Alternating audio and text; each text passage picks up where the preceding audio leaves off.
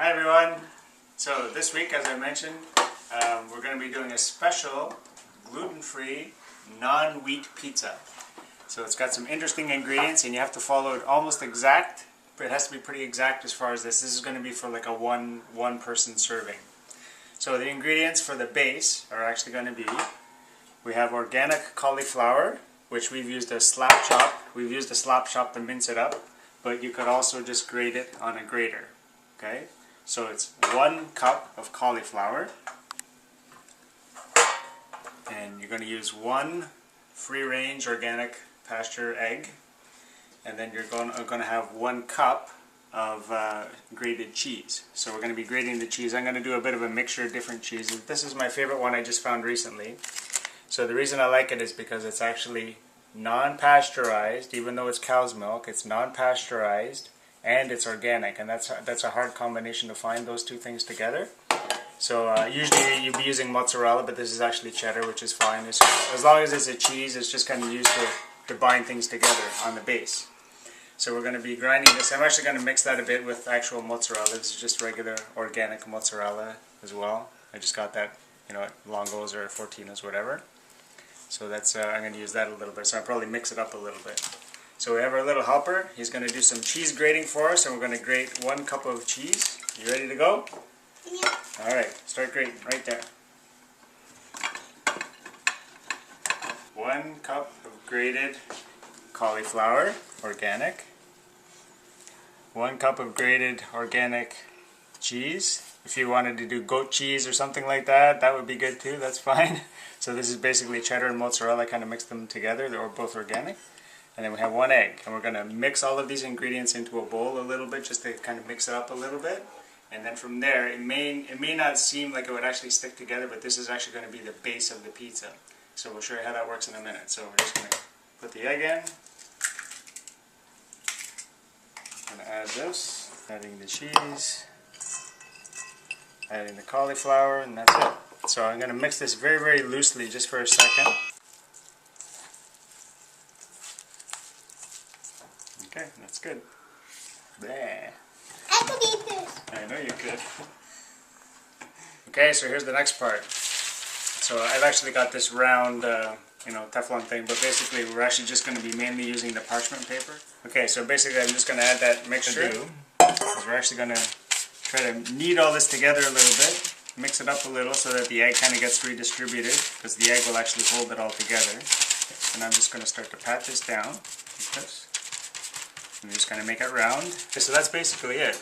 You're just going to bring it around, because basically what will happen is the cheese is going to melt, the egg will kind of cook, and it'll actually hold this all together as a round thing. So you can see that's basically for a size for 1 person. So this is actually going to be the crust. So we have the oven on at 450 degrees right now. We're going to put this in the oven and bake this for about 10 minutes until it starts to solidify. And then we're going to take it out of the oven, and then we're actually going to put the condiments on it, put it back in again to heat the rest. The pizza in the oven, when you just see it starting to brown around the edges, that's actually good. A little bit brown on the top, that's perfect. So this was actually a little thicker than I wanted it to be, so I left it in. It's actually about it's been about 17 minutes. Basically for my toppings, I just kind of found whatever was in my fridge. So you can kind of put on whatever you want, really. And if you want to do meat, hopefully you get grass-fed meat or pepperoni or something, chop it up. This is just going to be a veggie one, so I just... we had some leftover red cabbage. This is like a power mix I got from Walmart that has like spinach, Brussels sprouts, all sorts of good stuff in there. And then I just chopped up some cherry tomatoes and some sweet organic peppers, and we'll see how it goes. And we're going to use, this is just from Costco, it's your organic marinara sauce. Any kind of tomato sauce you'd want to use, you can use that. So that's what we're going to use as our tomato sauce. So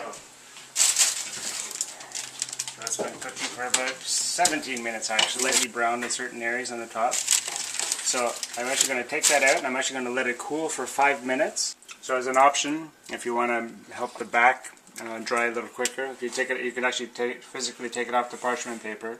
If you have any kind of rack like this, you could just put it on the rack, so that way the air is getting around it for 5 minutes, just like that, to dry it off. The sauce on, I'm just going to be spreading it out. So I'm just basically going to throw a couple of these on, just a little bit like that.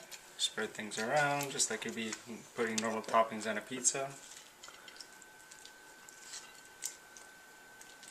Okay, I'm going to drizzle a little bit of, of course, I've got some organic olive oil. I'm going to drizzle some of that on top as well. And if you really wanted to, you could grate a little more cheese back on top of this again to have that all kind of mixed in. But I think there's already enough cheese in the base already. But that's one of the other options too. So I'm going to put this back in the oven for about 10 minutes. And I might season it a little bit actually. I'm going to put a little bit of real salt.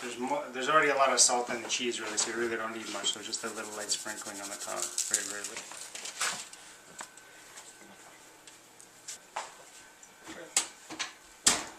Alright, 10 minutes to go and we're done. And we're eating. We've had it in there for 10 minutes, just about. Ah, nice. So that's what the finished product looks like. I'm just going to throw it onto a plate, chop it up in a few pieces, and we're ready to eat.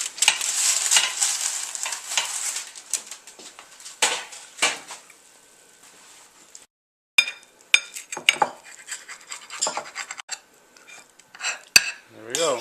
I'll let that cool down a little bit. We have our nice organic salad with some organic olives and all the stuff that was left over from the toppings of the pizza. I just put in here, added a little organic sauerkraut, and that's it. Ready to go. So that's dinner for one night for one person. Organic grain-free pizza. Enjoy.